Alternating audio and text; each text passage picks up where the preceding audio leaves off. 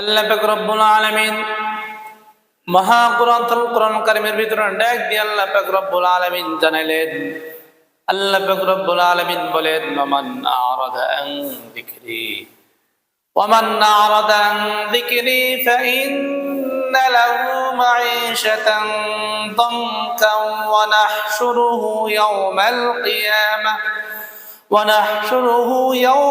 কিয়ামাতি আ'মা قال رب لم حشرتني أعمى وقد كنت بصيرا قال كذلك أتتك آياتنا فنسيتها وكذلك اليوم تنسى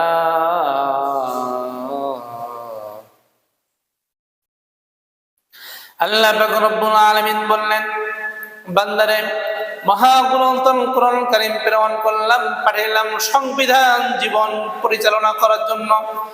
এই মহাগ্রন্থুল কোরআন কারীম থেকে আপনাকে আমাকে শিক্ষা গ্রহণ করতে হবে বলে যারা শিক্ষা গ্রহণ করেছে আল্লাহ পাক রব্বুল আলামিন জীবিত থাকা অবস্থায় তাদেরকে জান্নাতের সুসংবাদ দিয়েছেন। সুবহানাল্লাহ। আর যারা শিক্ষা গ্রহণ করে নাই তাদের উপর লানত, তাদের উপর শাস্তি, তাদের উপর শাস্তির কথা আল্লাহ তাআলা বলেছেন। এই জন্য হযরত আনাস রাদিয়াল্লাহু তাআলা আনহু তিনি বলতেছেন, মাই মেরে जिंदगी भर इससे बड़ा गुनाह कभी नहीं देख सकते। कोई इंसान कुरान की एक आयत, एक सूरा हिफ्ज करके फिर उसको भूल जाएगा, इससे बड़ा गुनाह मेरे जिंदगी भर कभी नहीं देख सकता। হযরত আনাস রাদিয়াল্লাহু তাআলা আনহু তিনি বলতেছেন, আমার জীবদ্দশায়, আমার হায়াতে জিন্দেগিতে আমি এর চেয়ে বড় গুনাহ জীবনে কোনোদিন দেখি নাই। যে কোনো ব্যক্তি কোরআন কারীমের একটি আয়াত অথবা একটি সূরা মুখস্থ করার পরে ভুলে যায়, এর চেয়ে জীবনে বড় গুনাহ কোনোদিন দেখি নাই।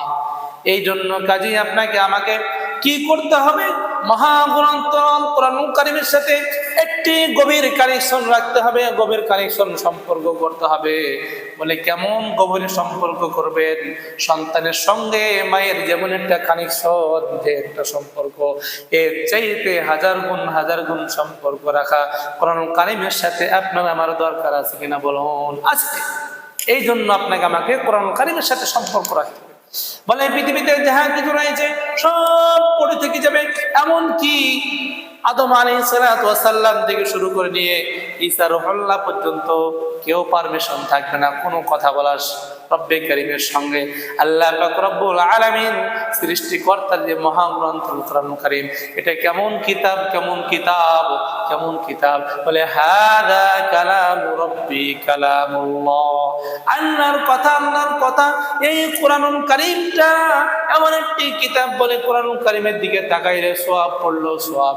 এই কোরআন কারীমের পড়তে পারে না বান্দা, যদি পৃষ্ঠা উল্টায় তাও সওয়াব।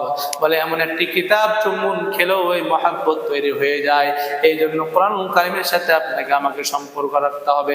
আল্লাহ পাক রব্বুল আলামিন যেই বান্দারা কোরআন কারীমের সাথে সম্পর্ক রেখেছে, আল্লাহ তাআলা তাদেরকে দুনিয়াতে বেঁচে থাকা অবস্থায় জান্নাতের সুসংবাদ দিয়েছেন। বলেন সুবহানাল্লাহ। এই জন্য রব্বে কারীম বলেন, আমান আরাদা আন যিকরি ফাইন্না লাহু মাঈশাতান ضنكا ونحشره يوم القيامة أعمى। ও বান্দারে, এই মহাগ্রন্থ কোরআন কারীমের সাথে তোমার কানেকশন না থাকার কারণে এই যে হাশরে মাহশার কিয়ামতে মাহশারের দিন আমি রব্বে কারীম তোমাকে ভুলে যাব। শুধু তাই নয়, কোরআন কারীমের সাথে সম্পর্ক না থাকার কারণে, কোরআনের সাথে ভালোবাসা কানেকশন না থাকার কারণে রব্বে কারীম বলেন কিয়ামতের ময়দানে আল্লাহ তাআলা বন্ধ করে উত্তোলন করে বলবে, তখন বান্দা ডাক দিয়ে বলবে, ক্বালা রাব্বি লিমা হাশারতানি আ'মা ওয়া ক্বাদ কুনতু বাসীরা ক্বালা কাযালিকা আতাতকা আয়াতুনা ফানাসীতাহা ওয়া কাযালিকা আল-ইয়াওমা তুনসা।